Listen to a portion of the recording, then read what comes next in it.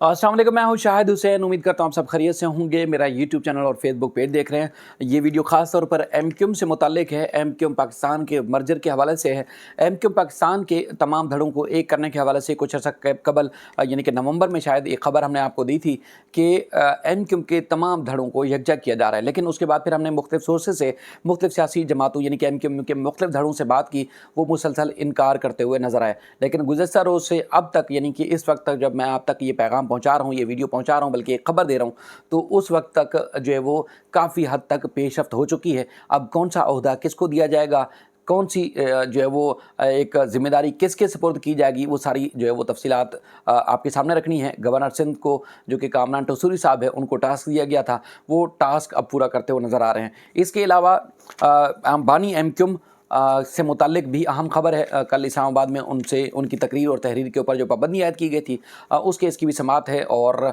वो दरख्वास्त गुजार कौन है और केस में मुमकिन तौर पर क्या हो सकता है, क्या रिलीफ मिलेगा इस्लामाबाद हाई कोर्ट से या नहीं, उस हवाले से भी आपको बड़ी और एक अहम खबर आपके हवाले करेंगे, आपको उससे आगाह करेंगे। और एक और चीज़, एमक्यूएम पाकिस्तान और पीपल्स पार्टी के दरमियान गो के बीच के जो लोग हैं, यानी कि जो जिन लोगों ने इनकी मसालहत करवाई थी, जिन लोगों ने, जिन शख्सियात ने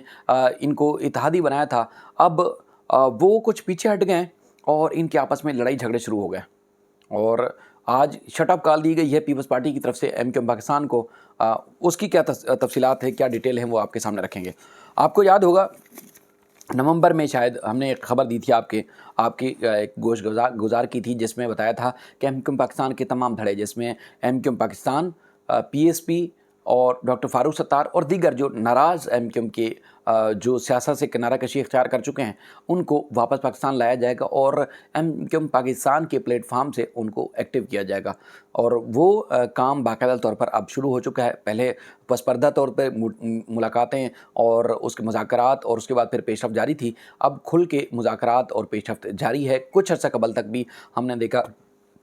कि पीएसपी, चाहे अनीस कामखानी साहब थे, मुस्तफ़ा कमाल साहब थे, वो ना सिर्फ ऑफ द रिकॉर्ड बल्कि ऑन कैमरा भी रिकॉर्ड जो है वो मना करते हुए हैं कि उनकी एमक्यूएम पाकिस्तान से किसी किस्म की कोई बात नहीं चल रही, बल्कि उन्होंने हमेशा जो सबसे ज़्यादा तनकीद की है तो एमक्यूएम पाकिस्तान के ऊपर उन्होंने ऑन रिकॉर्ड भी की है, ऑफ द रिकॉर्ड भी वो तनकीद करते हुए नजर आए। लेकिन गुज़श्ता रोज़ आपने देखा कि गवर्नर सिंध जो कामरान टसूरी साहब हैं, उनके ऑफिस में ऑफिशियल एक मुलाकात की गई, जिसमें मुस्तफ़ा कमाल साहब और अनीस कामखानी साहब मौजूद थे और मज़ीद पेशरफ्त के मुतालिक जो है वो बात हो रही है कि इनका मर्जर किस तरह होगा, कौन सी ओहदा और किस तरह इनको इकट्ठा किया जाएगा, उस हवाले से मज़ीद पेशरफ्त है। इसके अलावा सबसे बड़ी और अहम चीज़ है, डॉक्टर फारूक सत्तार की भी एक ऑफिशियल मुलाकात हुई है और ऑफिशियल मुलाकात के बाद ये अब जो तासुर था कि शायद डॉक्टर फारूक सत्तार के तमाम रास्ते बंद हो चुके हैं या शायद वो एमक्यूएम में दोबारा से मर्ज ना हो सकें, वापस ना जा सकें। लेकिन आज की मीटिंग से, जो ऑफिशियल मीटिंग थी, उससे भी तमाम अफ़वाहें दम तोड़ गई हैं। बल्कि अब ये तासुर है कि अब यकीनी तौर पर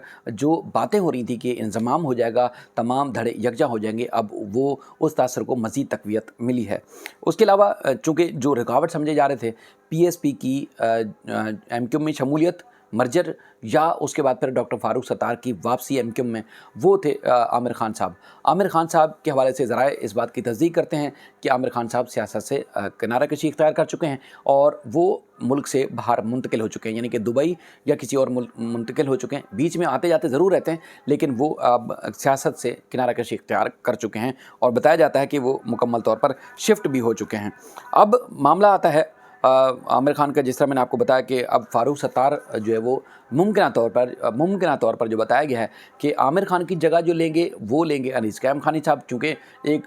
पार्टी के इस्टेब्लिशमेंट समझे जाते हैं, यानी कि एक माइंड होता है पार्टी के पीछे, वो इंतहाई मजबूत माइंड। चाहे एमक्यूएम यानी कि अल्ताफ़ हुसैन साहब जब पार्टी के सरबराह थे, साल थे, उस वक्त भी जो एक पीछे एक माइंड था, जो एक माइंड सेट था, जो किस तरह पार्टी के स्ट्रक्चर को लेकर चलना है, वो सबसे ज़्यादा जो तुरा इम्तियाज़ समझा जाता था या सबसे ज़्यादा जिनको एक ज़हीन तरीन समझा जाता था, वो अनीस कामखानी को समझा जाता था। अनीस कामखानी पीएसपी बनी तो उस वक्त भी आपने देखा कि वह सबसे ज़्यादा जो कैमरे पे कम आते हैं, लेकिन जो पार्टी को मुनज़्ज़म लेके चल रहे हैं और उसके बाद फिर किस तरह पार्टी को रन करना है, वो उनसे बेहतर मैनेजमेंट को नहीं जानता। तो ये एक तासुर है कि अब आमिर खान की जगह लेंगे अनीस कामखानी साहब और डॉक्टर खालिद मकबूल साहब की जो मुमकिन जगह है वो लेंगे डॉक्टर जो है वो फारूक सत्तार साहब। और इसी तरह इनके ओहदों पे जो मामला आगे बढ़ेगा। और ज़रा इस बात की भी तस्दीक करते हैं कि चूँकि मुस्तफ़ा कमाल जो है अच्छे एडमिनिस्ट्रेटर हैं, अच्छे तरीके से वो ना सिर्फ काम कर सकते हैं, डेवलपमेंट के काम कर सकते हैं, बल्कि अच्छे तरीके से पार्टी को मैनेज भी कर सकते हैं। तो अब उनके बारे में भी इतलात हैं कि जो एमक्यूएम पाकिस्तान का ऐसा फेस जो सामने आया है या आता रहा है अब तक 2016 के बाद, उसको पीछे करके मुस्तफ़ा कमाल साहब भी फ्रंट पे होंगे। यानी कि जो की पोस्ट होंगी वो अनीस कायम-खानी साहब, डॉक्टर फारूक सत्तार और इसके अलावा मुस्तफ़ा कमाल, इसके अलावा जो दीगर रहनुमा होंगे वो साथ ज़रूर होंगे, लेकिन जो की पोस्ट या की रोल होगा पार्टी को मुनज़्ज़म करने का, वोट बैंक को बेहतर बनाने का, या दीगर सियासी जमातों से टक्कर लेने का, या एक महाजर वोट को या उर्दू स्पीकिंग जो इलाके हैं उनको बेहतर बनाने के, यानी कि एक शहरी सिंध की जो सियासत है उसको मुनज़्ज़म करने के लिए या उसमें ज़्यादा जो एक्टिव नज़र आएंगे वो आपको इसी तरह के लोग नज़र आएंगे। अच्छा, उसके बाद फिर अब मामला अगर हम देखें, सबसे ज़्यादा जो परेशानी नज़र आ रही है, जो बुनियादी तौर पर नज़र आती भी है सोशल मीडिया पे, पहले कुछ लोगों के अंदर कुछ किसी न किसी हद तक देखा जाता था कि खौफ मौजूद था कि वो बानी के ऊपर जब पाबंदी लगी तो उसके बाद फिर लोगों को ये खौफ था कि एमक्यूएम पाकिस्तान के अगर वो प्लेटफार्म से जाते भी हैं, सियासत करते भी हैं, तो एमक्यूएम पाकिस्तान उनको वो तहफ़्फ़ुज़ नहीं फराहम कर सकेगी।